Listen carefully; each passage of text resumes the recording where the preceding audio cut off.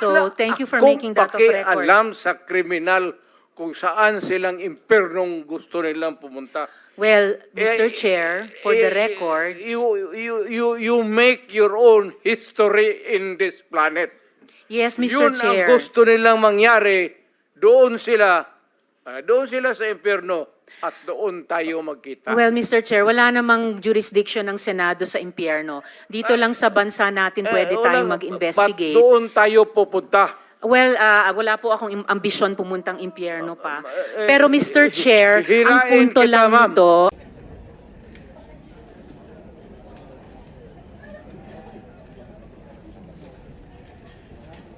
Okay, so the former president is already here. Our hearing is hereby resumed. Senator Rotiveros has the floor. salamat kayo, Mr. Chair.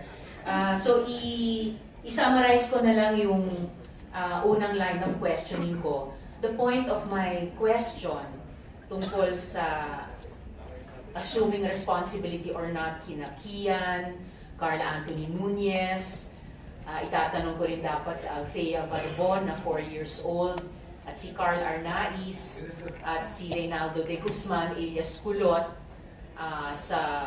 na-confirm sa Caloocan Court na the evidence was merely planted by the police. Ang point ng unang questioning ko na yon ay kung ina-acknowledge nyo o hindi na yung policy nyo caused the death of innocents.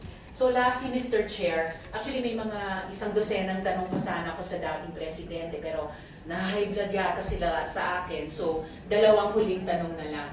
Una po, yes, Mr. Chair. Pero lang siguro kasi excited lang ako. First time ako naka-appeal ng Senate. But walang personalan yan. It has nothing to do with you, yung character.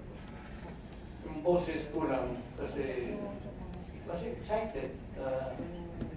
But if we are offended by the demeanor, then mag-change gear na ko. I'll try to do it with moderation. Salamat kayo, Mr. Continue, ma'am. Chair. Salamat kayo, Mr. Chair. At saka sa dali, ma'am, Mr. ganito, Chair. and I'm addressing lahat kayo. Taga-probinsya po ako. Hindi ninyo pwede akong masumo na papaulit-ulit. Pag ginawa ninyo yan, isnabin ko kayo. Wala akong pera. I am not that rich na mag-travel dito sa aeroplano. Mahal yan. I am bubuhay ako sa retirement pay ko. So, pati itong pamasahe ko, retirement pay ko yan. Wala akong negosyo ever since. Gobyerno lang ako. I've been an employee of government ever since.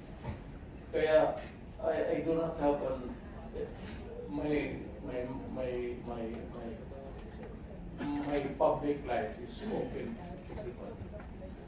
So, mag-asos masyado ang kaya kung maaari lang, tapusin natin ito hanggang bukas huwag na tayong umalis dito. Thank you. Salamat kayo, Mr. Chair. Tapusin talaga natin ito. Tapusin natin ito ngayon. Huwag tayong umalis dito hanggang umaga. Umabot man tayo hanggang umaga bukas. Huwag tayong umalis dito. Tapusin natin dito. Okay, Mr. President, we are prioritizing the questions directed to you. Senator Rotiveros. Salamat kayo, Mr. Chair. So, pangalawang tanong ko, tinawagan nyo ba si Senior Superintendent Padilla para i-congratulate siya sa pagpatay sa 3 high-value targets na Chinese nationals na inilagay sa loob ng Davao Penal Colony? Kasi sinabi nyo daw, "Congrats Superintendent Padilla, job well done." Pero grabe ang ginawang dinuguan. Do you confirm this, Mr. Chair? You call Padilla now because he is lying. I do not know him. And I do not have to congratulate this policemen and soldiers. Trabaho ninyo yan. Why do I have to congratulate you? Magtrabaho kayo dyan. So you do not confirm na tinawagan niyo si I do Senior not- Superintendent Padilla? I only congratulate people with itong mga police daw graduate with honors kasi nagtuturo ako sa Police Academy. May congratulatory message ako. Pero congratulate ako ng ano. Well, Mr. Chair, of course, absolutely hindi naman natin kailangan investigate yung graduating with honors sa academy. Pero yung EJ case sa war on drugs, kailangan talagang kaya natin iniimbestiga. Kaya ma'am, huwag Mr. tayong Chair, umalis dito sa kwartong ito hanggang matapos ang gusto ninyong kunin sa akin. well, Mr. Chair, so yung huling tanong ko for today, for the record, Bakit ano po? tinawag Mr. ninyo Chair. ako dito tapos yan lang ang huli ninyong tanong? May mga colleagues pa yata tayo, Mr. Chair, na magtatanong sa dating presidente.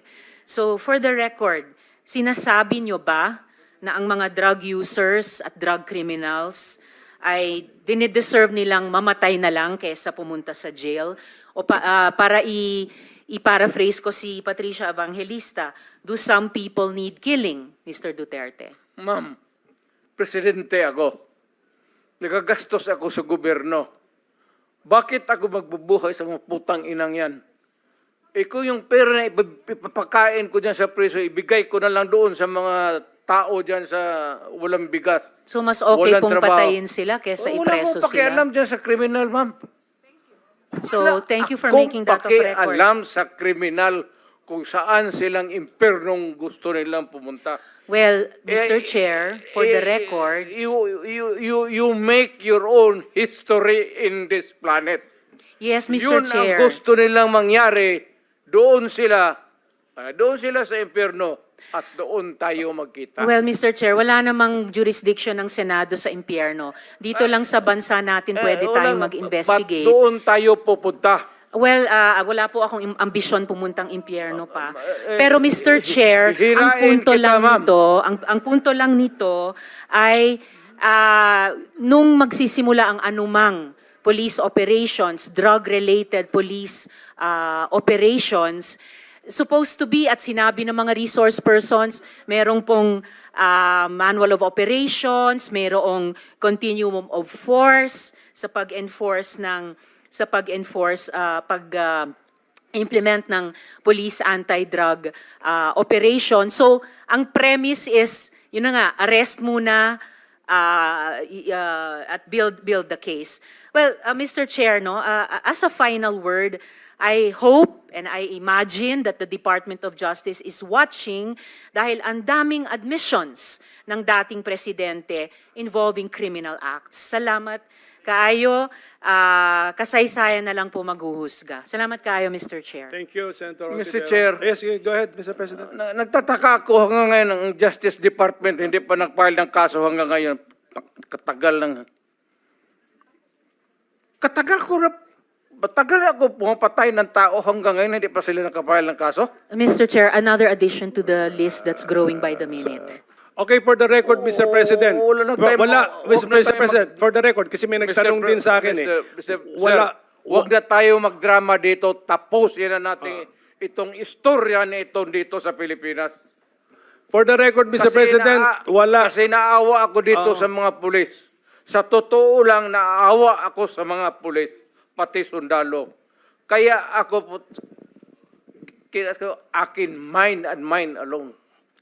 Pag nag-inutusan ko ito, mag-operate itong mga buang na ito, kung anong mangyari akin yan, I'm emotional because I've been longing to state this particular sentiment.